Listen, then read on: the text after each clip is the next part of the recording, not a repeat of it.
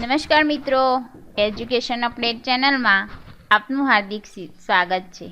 મિત્રો, આજે આપણે મનોવિજ્ઞાન વિશે અભ્યાસ કર્યો. પ્રશ્ન 1, આદર્શવાદના સમર્થક. જવાબ: સુકરાત, પ્લેટો, ભારતીય ઋષિમુનિઓ.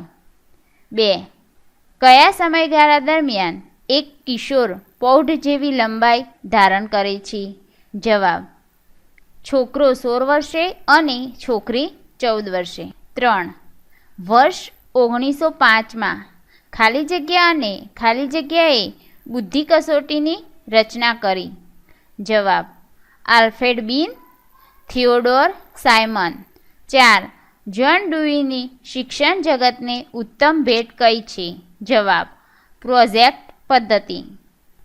5, ફ્રોઇડ પ્રક્ષેપણને એક ખાલી જગ્યા તરીકે ગણે છે. જવાબ: બચાવ પ્રયુક્તિ.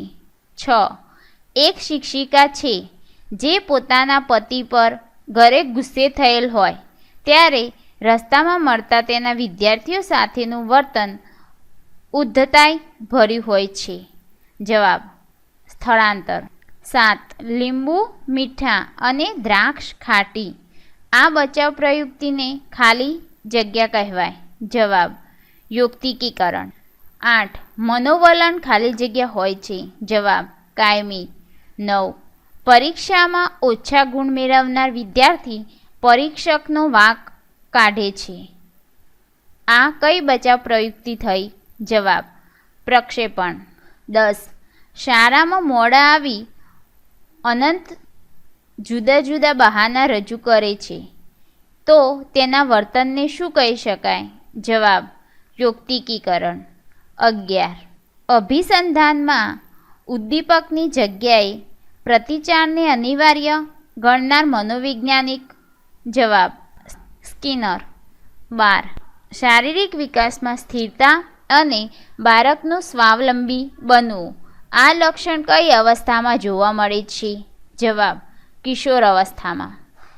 13, પ્રયત્ન અને ભૂલ દ્વારા અધ્યયનના પ્રણેતા મનોવૈજ્ઞાનિક કોણ હતા? જવાબ: બીસી થોર્નડાઇક. 14, જેના પર ધ્યાન કેન્દ્રિત થતાં પ્રતિક્રિયા જન્માવે તેવા બાહ્ય કે આંતરિક પરિબળ માટે મનોવિજ્ઞાનમાં કયો પારિભાષિક શબ્દ વપરાયો છે? જવાબ: ઉદ્દીપક. 15, પાયજેટના મતે બાળક પોતાના વિકાસના પ્રથમ તબક્કા દરમિયાન એટલે કે જન્મથી આશરે 2 વર્ષ સુધી સૌથી વધુ સારી રીતે શીખે છે. જવાબ: ઇન્દ્રિયોનો ઉપયોગ કરીને. 16, કમલેશભાઈ પોતાના દીકરાને ડૉક્ટર જ બનાવવા માગે છે તે કઈ બચાવ પ્રયુક્તિ છે? જવાબ: પરોક્ષ ક્ષતિપૂર્તિ. 17, મહેશનો બુદ્ધિઆંક શોધવાની પ્રક્રિયામાં તેની માનસિક વય અને શારીરિક વય સરખી આવે છે તો મહેશનો બુદ્ધિઆંક કેટલો થાય? જવાબ: 100. 18, કિશોરાવસ્થાનો સમયગાળો જણાવો. જવાબ: 10 થી 14 વર્ષ.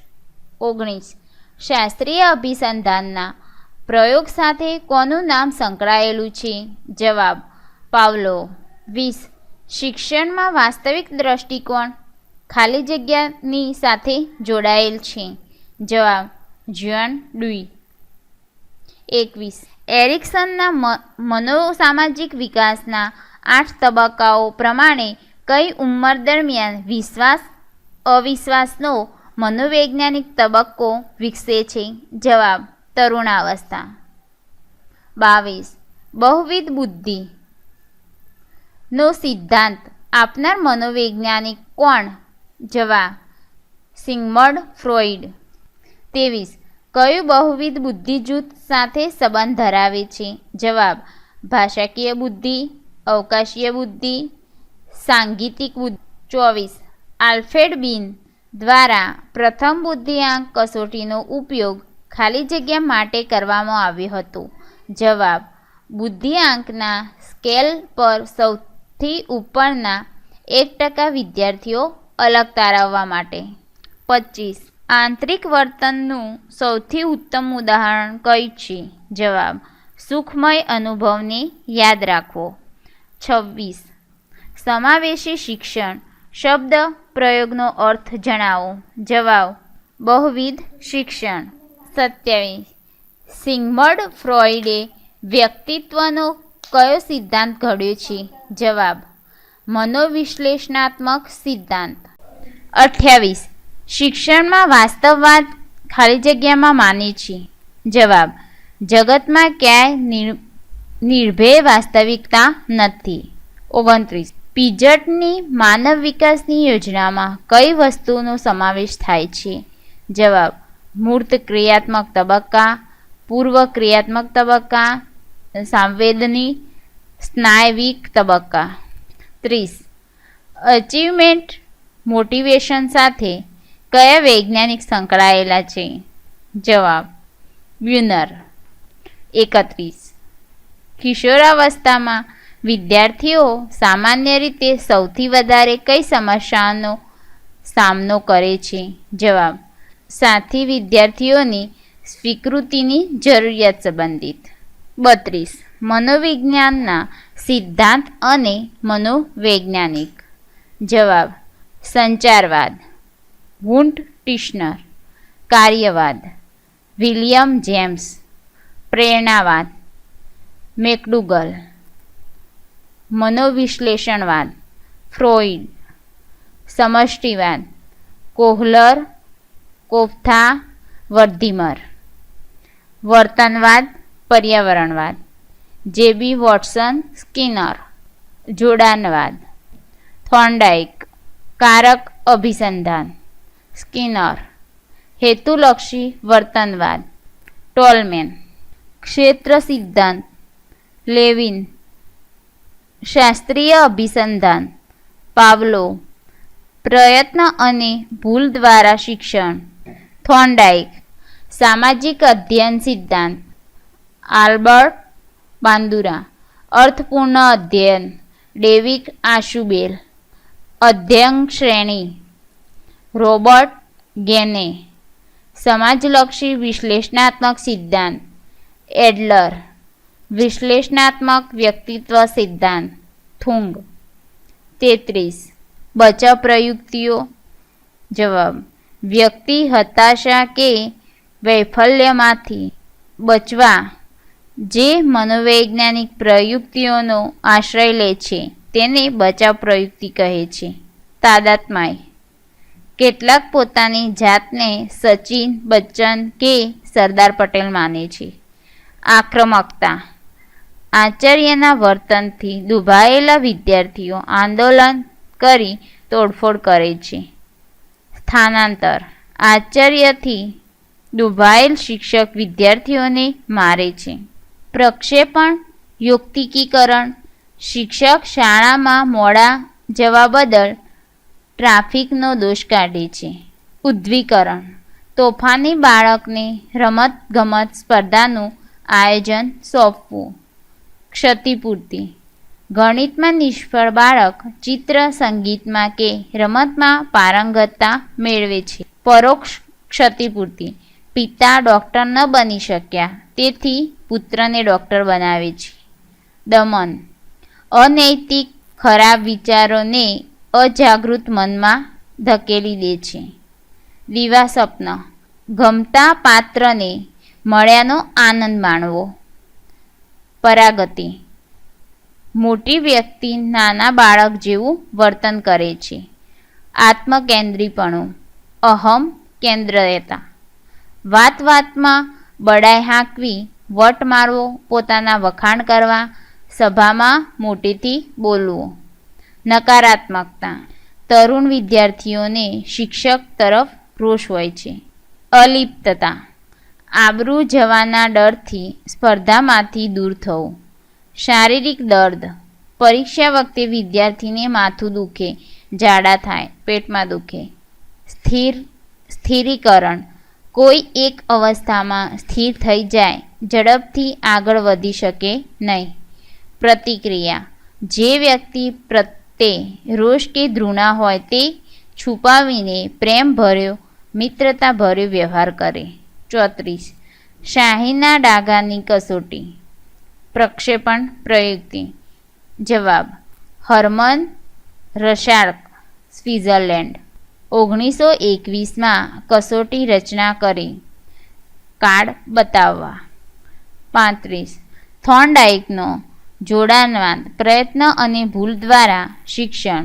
જવાબ એડવર્ડ થોર્નડાઈક, અમેરિકા.